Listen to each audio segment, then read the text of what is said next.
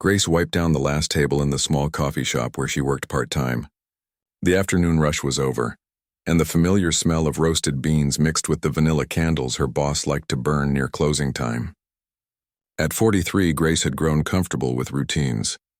Wake up at 6, tend to her small garden, work the morning shift, then spend her evenings reading mystery novels or watching old movies.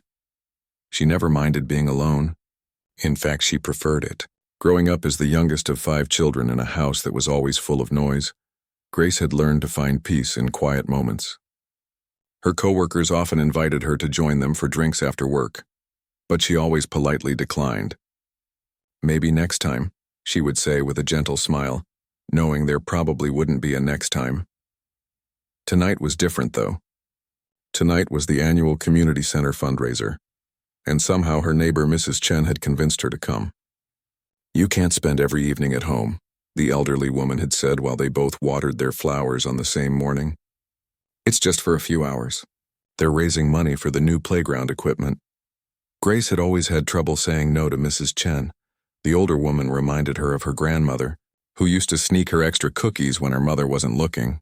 So here she was, standing in front of her small bathroom mirror, trying to decide if her navy blue dress was too fancy or not fancy enough for a community fundraiser. The community center buzzed with activity when she arrived. Children ran between tables while their parents chatted and laughed. A small group of teenagers had gathered near the snack table, probably trying to figure out how many cookies they could take without getting in trouble. Grace recognized most faces from around town, though she couldn't put names to all of them. She found an empty chair near the back wall, close enough to see what was happening but far enough away to avoid unwanted conversations. The evening's program included a silent auction, a few local speakers, and what the flyer had called musical entertainment. Grace assumed this meant someone's teenage daughter would sing a pop song, or maybe the church choir would perform a hymn. About an hour into the event, the organizers started looking worried. Grace watched as they huddled together near the small stage, whispering urgently and checking their phones. She couldn't hear what they were saying, but their body language told the story. Something had gone wrong. "Ladies and gentlemen," announced Betty Rodriguez, the fundraiser's main organizer, "I'm afraid our pianist for tonight has come down with the flu and won't be able to perform. We're trying to figure out an alternative," the crowd murmured with disappointment. Grace felt bad for Betty, who had clearly put a lot of work into organizing the evening. She'd seen her at the grocery store for weeks, always carrying lists and looking slightly frazzled. "Does anyone here play piano?" Betty asked hopefully, scanning the crowd. A few people shifted in their seats, but no one volunteered. Grace looked down at her hands, folded neatly in her lap. Her fingers were slim and long, though she kept her nails short for practical reasons. "Come on, somebody must know how to play something," called out Jim from the hardware store. Even Happy Birthday would be better than nothing. The crowd chuckled, and Grace found herself smiling despite her nervousness. She'd always liked Jim. He'd helped her fix her kitchen faucet last spring and refused to take payment for it. "What about Grace?" Mrs. Chen's voice carried clearly across the room. "I bet she has hidden talents." Grace felt heat rush to her cheeks as dozens of heads turned in her direction. She wanted to disappear into her chair. "Oh no, I couldn't," she said quietly, but her voice was lost in the general murmur of the crowd. "Grace Davis, right?" Betty was walking toward her now, hope lighting up her face. "You work at Morning Brew Coffee?" Grace nodded, wishing she had stayed home with her book. "I really don't think I should," she began. But Jim was already chiming in. "Aw, come on, Grace, everyone knows how to play chopsticks at least. It'll be fun." More people were turning to look at her now, and Grace felt like a deer caught in headlights. These were her neighbors, people who smiled at her in the post office and held doors open for her at the bank. They weren't trying to embarrass her. They were just hoping for a little music to salvage their evening. "I haven't played in a very long time," Grace said, her voice barely above a whisper. "That's okay," Betty said encouragingly. "We just need something, anything, to fill the time. Even if you just play a few simple songs, it would help so much." Grace looked around the room at all the expectant faces. Children had stopped running around and were looking at her with curiosity. Their parents wore encouraging smiles. Even the teenagers by the snack table had paused their cookie negotiations to see what would happen. Her heart was beating so fast she was sure everyone could hear it. The old upright piano sat in the corner of the room like a patient friend waiting for company. She hadn't seen it when she'd walked in, but now it seemed to dominate the space. The wood was a bit scratched, and she could see that some of the keys were slightly yellowed with age, but it looked well maintained. "I suppose I could try," she heard herself saying. The words seemed to come from someone else. "But please don't expect too much." The crowd broke into applause, and suddenly Grace was walking toward the piano on unsteady legs. Betty gave her an encouraging pat on the shoulder. "Thank you so much, Grace. You're saving the evening." Grace sat down on the piano bench, her hands trembling slightly as she adjusted her position. The keys felt cool under her fingertips as she touched them lightly, not yet making any sound. She could feel the weight of everyone's attention, their hopes for a pleasant evening resting on her shoulders. She closed her eyes and took a deep breath, trying to calm her racing heart. In her mind, she could hear her old teacher's voice. "Music isn't about perfection, Grace, it's about feeling." When she opened her eyes, something had shifted inside her. Her hands found their position on the keys with surprising certainty. For the first time all evening, Grace felt truly calm. The room held its breath as she prepared to play, and Grace realized that despite her fear, despite her desire to run back to the safety of her chair, part of her had missed this moment more than she'd ever allowed herself to admit. Grace's fingers hovered over the keys like birds deciding whether to land. The community center had never felt so quiet. Even the children seemed to sense something important was about to happen. She could hear the soft hum of the air conditioning and the distant sound of cars passing by outside. Her mind raced through simple songs she could play. "Twinkle, Twinkle, Little Star" seemed too childish. "Amazing Grace" might work, but what if she forgot the middle part? She thought about "Chopsticks," the song Jim had mentioned, but her fingers seemed to reject the idea before she even tried. "Take your time, dear," called out Mrs. Patterson from the third row. Grace recognized her voice. She was the woman who always bought extra stamps at the post office to give to her grandchildren for their collections. Grace pressed her lips together and nodded slightly. She could feel sweat forming on her palms despite the cool evening air. Why had she agreed to this? She should have stayed firm and said no. Now she was about to embarrass herself in front of half the town. But as her hand settled onto the keys, something strange happened. The piano felt familiar under her touch, like meeting an old friend after years apart. Her fingers seemed to remember the weight of the keys, the way they responded to different amounts of pressure. Without really deciding to, Grace found herself placing her left hand in position for something much more complex than chopsticks. Her right hand joined it, and suddenly she was setting up for a piece she hadn't played in decades. The first note rang out clear and pure. It was a low, haunting sound that seemed to fill every corner of the room. Grace felt a small shock run through her body. The piano was better than she'd expected. Someone had kept it tuned and cared for. The second note followed, then a third, building into the opening phrase of Chopin's Ballade No. 1 in G minor. Grace's rational mind screamed at her to stop, to switch to something simple before she made a fool of herself. But her hands had taken over, and they remembered this piece like it was yesterday. The melody began to unfold, each note flowing into the next with a natural grace that surprised even Grace herself. She had loved this piece once, had practiced it until her fingers could play it in her sleep. Now, 22 years later, it was coming back to her as if no time had passed at all. The room had gone completely silent. Even the air conditioning seemed to have stopped humming. Grace was dimly aware that something had shifted in the atmosphere around her, but she was too focused on the music to think about it clearly.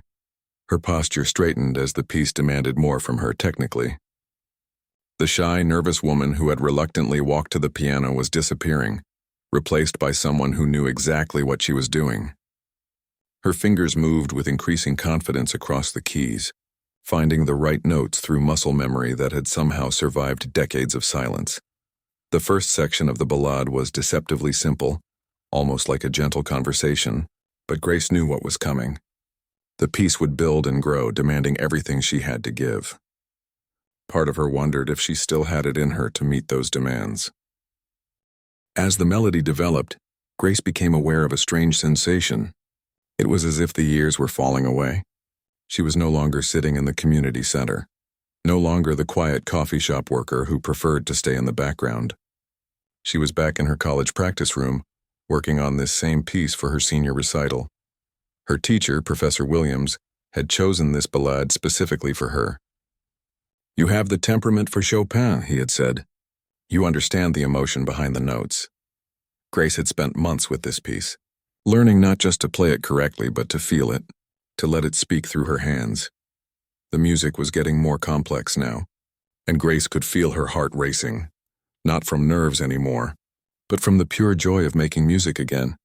Her left hand was providing a steady, rolling accompaniment while her right hand spun out the melody with increasing decoration and expression. She risked a quick glance at the audience and felt another shock. People were leaning forward in their seats. Some had their mouths slightly open. Mrs. Chen was gripping the back of the chair in front of her. The teenagers by the snack table had abandoned their cookies entirely and were staring at the piano with wide eyes. Grace realized that phones were starting to appear. She saw Jim holding his up, recording. Betty was doing the same, her face a mixture of amazement and disbelief. Even some of the children were watching with unusual attention, somehow sensing that they were witnessing something special. The piece was approaching its first major climax, and Grace felt her body responding to the music's demands. Her shoulders relaxed, her wrists found the right angle, and her fingers seemed to know exactly how much force each note required. It was like riding a bicycle, once learned, never forgotten. As the music swelled, Grace felt tears starting to form in her eyes. She had forgotten how much she loved this. The way the piano responded to her touch, the way the melody could express things that words never could, the feeling of being completely absorbed in something beautiful. The first big section ended with a dramatic pause, and in that moment of silence, Grace heard something that made her breath catch. Someone in the audience was crying. She couldn't tell who, but she could hear the quiet sniffles that meant the music was touching someone deeply. When she launched into the next section, Grace felt a confidence she hadn't experienced in over 2 decades. Her fingers were flying now, handling the complex passages with an ease that surprised her. The piece was like a story, and she was telling it with every note. The community center had been transformed. What had started as a casual fundraiser with folding chairs and homemade brownies had become something much more intimate and powerful. Grace could feel the connection between herself and every person in the room. They were all sharing this moment together. As the ballet continued to unfold, Grace realized that something fundamental had changed. She wasn't just playing a piece of music. She was remembering who she used to be. The person she had been before life got complicated, before responsibilities took over, before she decided it was easier to be invisible. Her hands moved with increasing passion across the keys, and Grace found herself smiling through her tears. She had thought this part of her life was over forever. She had convinced herself that it was better to leave the past in the past. But sitting here now, feeling the music flow through her like electricity, she realized she had been wrong. The piece was building toward its most challenging section, and Grace felt ready for it. Her whole body was engaged now, swaying slightly with the rhythm, her feet working the pedals with practiced precision. She was no longer the nervous woman who had reluctantly agreed to play something simple.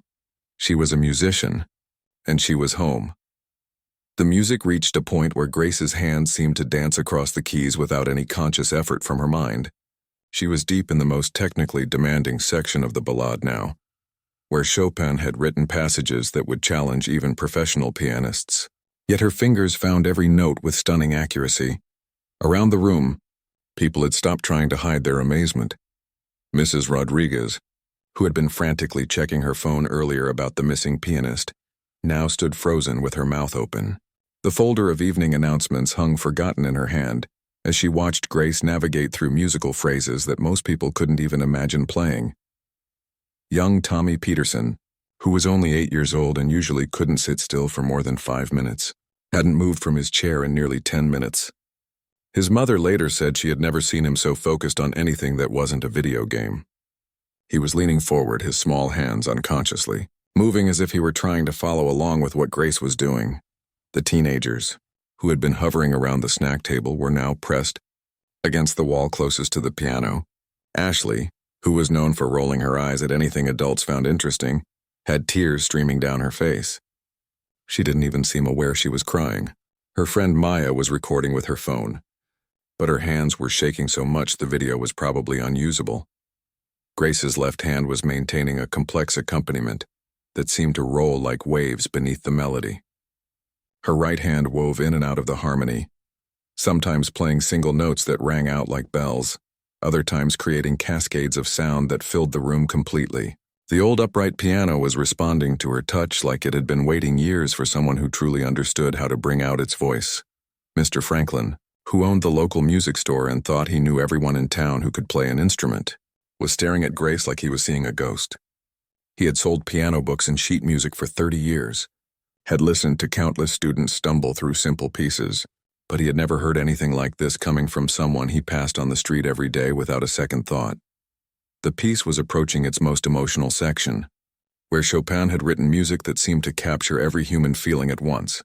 Joy, sorrow, hope, desperation, all woven together in musical phrases that could break your heart or lift your spirit depending on how they were played.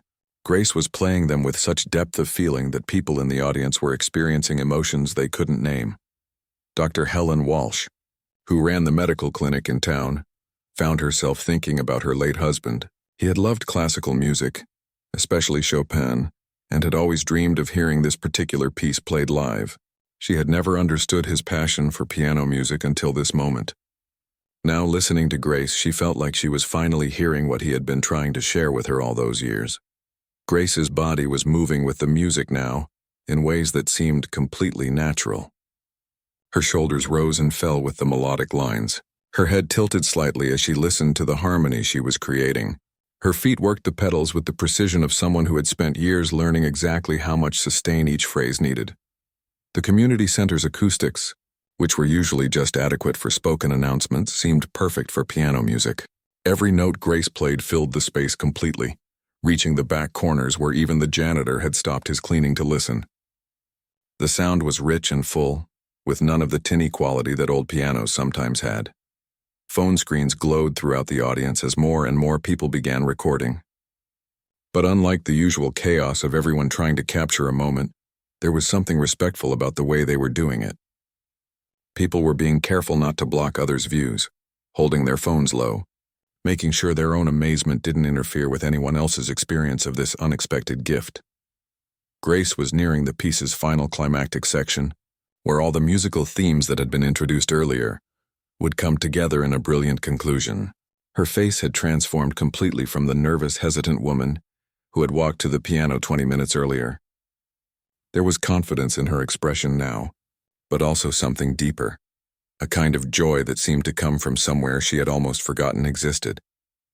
The music was telling a story, and everyone in the room could feel it, even if they couldn't put words to what they were hearing.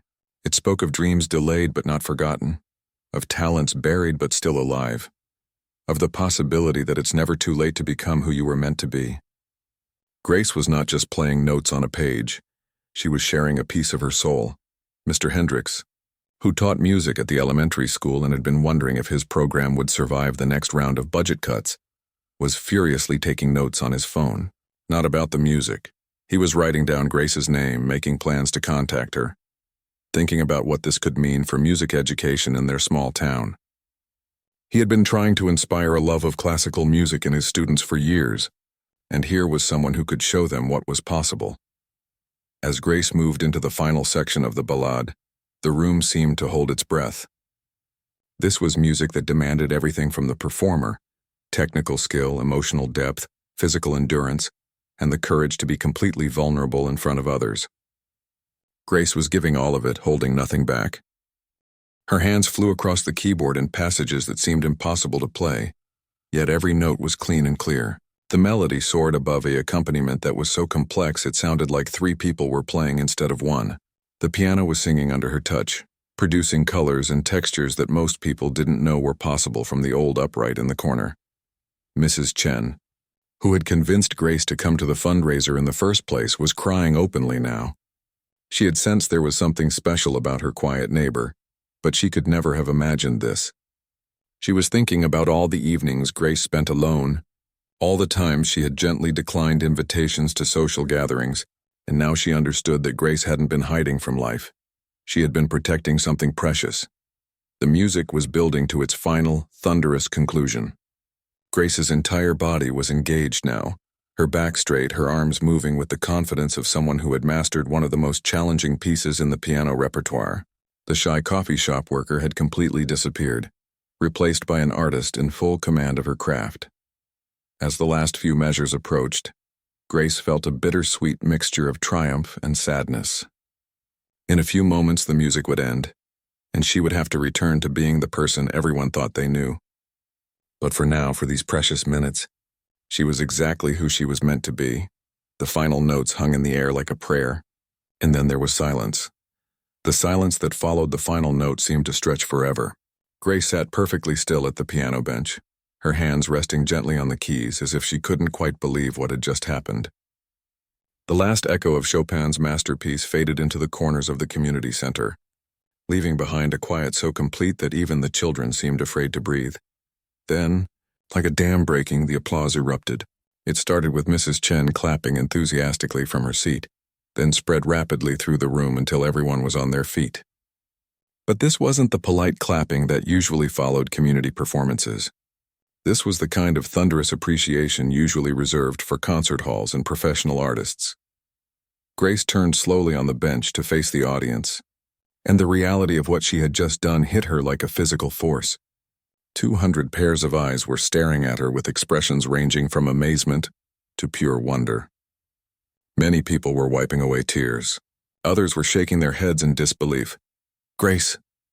Betty Rodriguez's voice was barely above a whisper as she approached the piano. I don't even have words. Where did you learn to play like that?" The question hung in the air, and Grace felt her throat tighten. How could she explain 25 years of silence? How could she make them understand why someone with such extraordinary talent had been serving coffee and living quietly in the background of their small town? "I studied music in college," Grace said quietly, her voice almost lost in the continued applause. It was a long time ago. Mr. Franklin from the music store pushed through the crowd that was gathering around the piano. His face was flushed with excitement. "Grace, I've been in the music business for 30 years and I've never heard anything like that. You didn't just study music. You're a trained classical pianist, aren't you?" Grace nodded reluctantly. The shy, private part of her wanted to deflect the attention, to somehow return to being invisible. But the part of her that had just experienced the pure joy of making music again was fighting to stay present. She said, her voice growing slightly stronger. "I was studying to be a professional pianist. I had scholarships, teachers who believed in me. I was supposed to audition for graduate programs, maybe eventually perform with orchestras. What happened?" The question came from Ashley, the teenager who had been crying during the performance. She had pushed her way to the front of the crowd, her phone still in her hand but forgotten for the moment. Grace looked down at her hands, the same hands that had just brought Chopin back to life. They looked ordinary now, no longer the hands of an artist, just the practical hands of a woman who worked for a living. "Life happened," Grace said simply. "My father had a heart attack during my senior year of college. My mother couldn't handle the medical bills and taking care of him alone. I was the only child still unmarried, still free to help. So I came home." The crowd had grown quieter, sensing that Grace was sharing something deeply personal. Mrs. Patterson moved closer, her grandmother's instincts kicking in. "But surely you could have gone back to music later," she said gently. Grace shook her head, and for the first time since sitting down at the piano, she looked truly sad. "By the time Dad recovered enough for me to think about my own life again, 3 years had passed. My scholarships were gone. My teachers had moved on to other students. The music world doesn't wait for you when you step away. But you never stopped playing completely, did you?" This question came from Mr. Hendricks, the elementary school music teacher. "You couldn't play like that without keeping up your skills somehow." Grace was quiet for a long moment. Around her, the crowd waited patiently, as if they understood they were witnessing something important.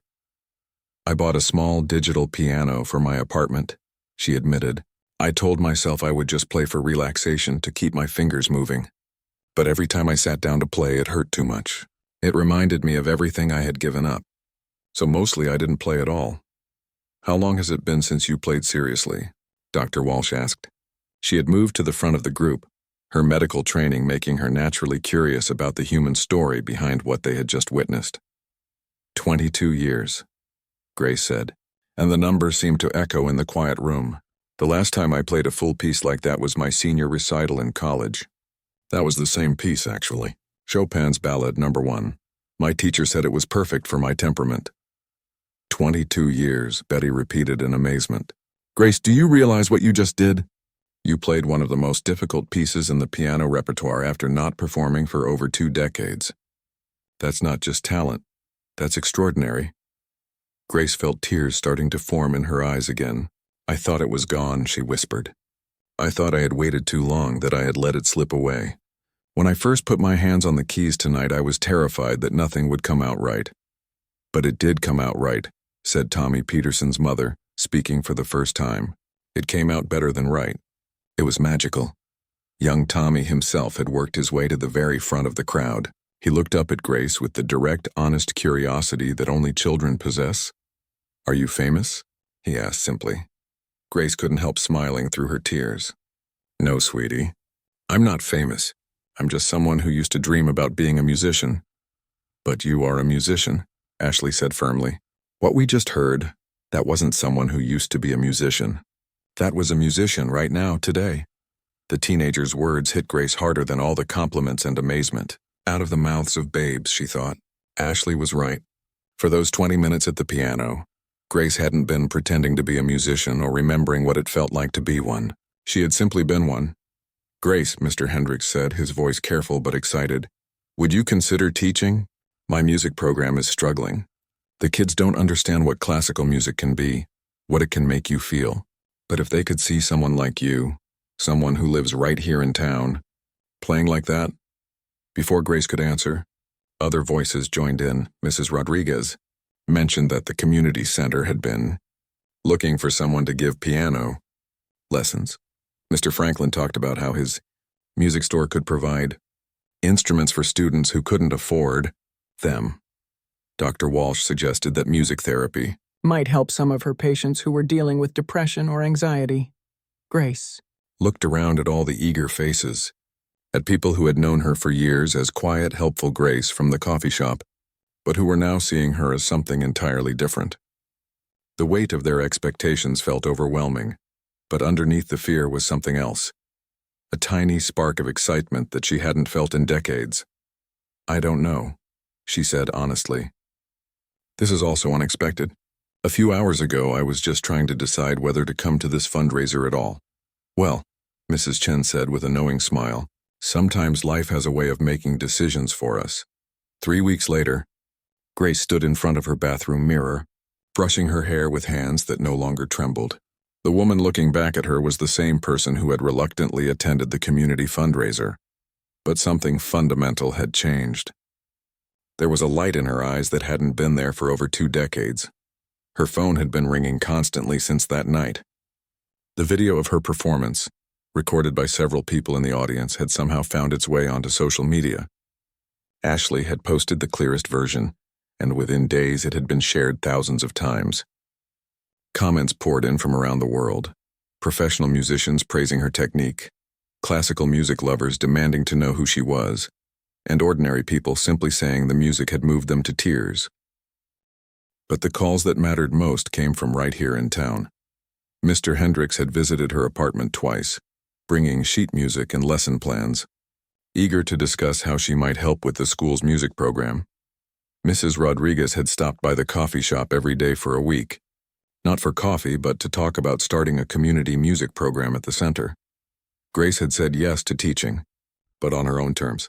She would give lessons 3 afternoons a week at the community center and volunteer with Mr. Hendricks's elementary school program on Friday mornings. It felt manageable, like something she could handle without completely overwhelming her quiet life. Her first student had been Tommy Peterson, the 8-year-old who had sat so still during her performance. His mother brought him in on a Tuesday afternoon, and Grace felt her heart racing as she sat beside him at the same piano, where everything had changed. Can you teach me to play like you did? Tommy asked with the directness that only children possess. Grace smiled, remembering asking her own first teacher a similar question many years ago. We'll start with something much simpler, she said. But yes, if you practice and really want to learn, someday you might be able to play pieces like that. Teaching felt natural in a way that surprised her. She had forgotten how rewarding it could be to watch someone discover what their hands could do on a keyboard. Tommy's face lit up when he managed to play Mary Had a Little Lamb with both hands. Ashley, who had become her second student, was already working on a simple Bach piece and making remarkable progress, but the real surprise came when Grace arrived at the community center one Thursday afternoon to find a man in an expensive suit waiting for her. He introduced himself as Robert Chen, Mrs. Chen's nephew who worked for a classical music management company in the city. "My aunt sent me the video," he said, his eyes bright with excitement. "Grace, what you played that night? I've heard professional pianists struggle with that piece. Where have you been hiding?" Grace felt her old instincts kick in, the desire to deflect attention and fade into the background. But she forced herself to listen as Robert explained that he represented several concert venues that specialized in showcasing rediscovered talent. "I'm not looking for fame," Grace said quietly. "I'm 43 years old. I've built a different life, and that life doesn't have to change dramatically," Robert assured her. "But think about this.